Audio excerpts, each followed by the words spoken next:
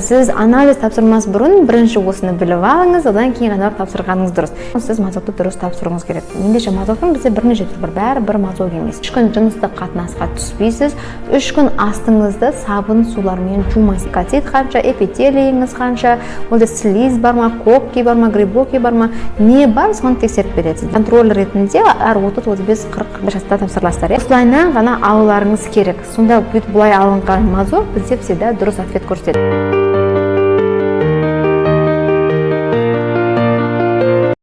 Ассаламу алейкум, қайырлы күн қыздар. Бүгін сіздерге жалпы мазокты қалай тапсырамыз, Біз жиі мазок анализ тапсырамыз, кейде дұрыс тапсырмаймыз, сосын результатын шыққан қорқып жылап атамыз, сосын басқа гинекологқа бардыңыз, ол жерде бәрі отрицательно, почему, неге ол жерде өтірік шығады, значит өтірік тексереді, деген сияқты нәрселер жиі мазалайды.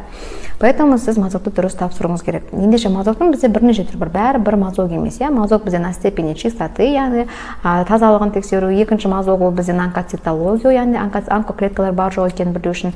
Сонымен қатар инфекцияға тапсыруымыз керек. Енді үш түрлі әдіспен тексеріледі. Сондықтан бірінші орында мазок тазалығын тексеру үшін, яғни на степени чистоты тапсыру үшін сіз міндетті түрде 3 күн жыныстық қатынасқа түспейсіз, 3 күн астыңызды сабын сулармен жумайсыз, тек қана ақ сумен дәрет алуға ғана болады. Сөйтіп гинекологқа барасыз, гинеколог сізден 3 жерден мазок алады. Біріншісі бұл сізде влагалищеден алады, мына жерден де, мына біздің влагалище қабатымыз. Екінші бұл бізден сервикальды каналдан алады, үшіншісі бұл бізде уретрадан. Яғни В, С, О деп белгілеп қояды английскийда.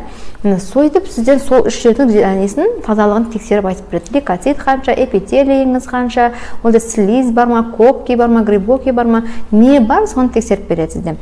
Яғни бұл жерде, если лейкоцит, эпителийлердің жоғары болса, бұл бізде инфекцияның белгілері екенін ұмытпау қажет.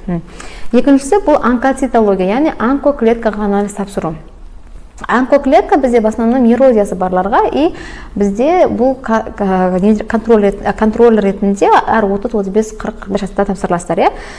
Қалай тапсырамыз? Онкоцитологияға тапсыру үшін сіз 3 күн жыныстық қатынаста болмайсыз, астыңызды наоборот тазалап жуасыз, сөйтіп жуып барып гинекологқа барасыз.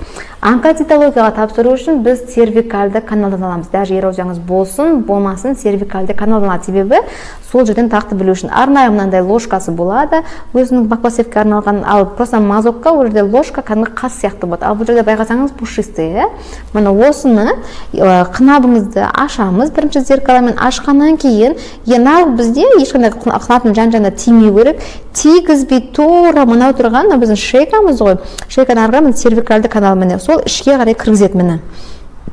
Мына сервикальды каналға кіргеннен кейін, ол жерден жайлап айналдырамыз қолымызбен мені жан-жағында, чтобы алу үшін. Сөйтеміз да, оны алып шығарамыз. Тура осылайынан шығарады, қынаптың жан-жағына ештеңеге тигізбей алып, айнаға, зеркалаға сүртеді. Осылайынан ғана алуларыңыз керек. Сонда бұлай алынған мазок бізде всегда дұрыс ответ көрсетеді. Яғни сізде LCL, HCL, ASCO, Тин-1, Тин-2 деген нәрселер точно бар, жоқын айтып беру үшін. Ал үшінші мазок бұл инфекцияға анализ. Яғни хламидия, трихомоназ, микоплазма, уреплазма деген бізде гонорея, инфекцияларға ПЦР мазок тапсырасыз. Яғни 100% бұл бар жоғын айтып беретін нәрсе бізде. Ол үшін 3 күн жыныстық қатынасқа түспейсіз, 3 күн астыңызды вообще категорически жумайсыз, тек ақ сумен дәрет алатын кезде ғана жуасыз, ал 1 күн алдын міндетті түрде ащы немесе қышқы тұщы нәрсе жейсіз. Мысалы, соленый огурцы, квашеный капуста деген сияқты нәрсе жейсіз, себебі қоздырғышты қоздыру үшін. Сөйтіп кешке жақын жейсіз де азанда аш қарынға барып мазок тапсырасыз. Мазокты тоже самый сервикальды канал, влагалищеден и уретрадан аласыз. Сөйтіп сізде нақтысын айтып береді. ПЦР алатын кезде де осындай ложкамен қолданады ПЦР-ге, тура осыдан сервикальды каналға кіргізеді, жан-жағына выделениені алады, сервикальды каналдан алады да, тура осы пробиркаға арнайы салып қояды. Яғни бұны шишаға жағудың қажет жоқ. Осыдан ПЦР тапсырылады. Сондықтан сіз анализ тапсырмас бұрын бірінші осыны біліп алыңыз, одан кейін ғана тапсырғаныңыз дұрыс. Естественно, гинекологқа барған кезде жыныстық қатынасқа түспей барғаныңыз дұрысырақ.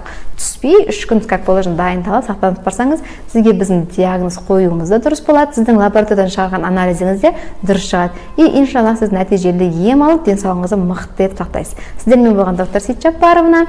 Егер каналым ұнаған болса, маған подписаться етіп лайк басып кетіңіз, мені үзбей қарап видеоны қойып қойсаңыздар болады. Ал қандай да бір түсініксіз сұрақтарыңыз болатын болса, онда мен Instagram парақшама тіркеле кетіңіз.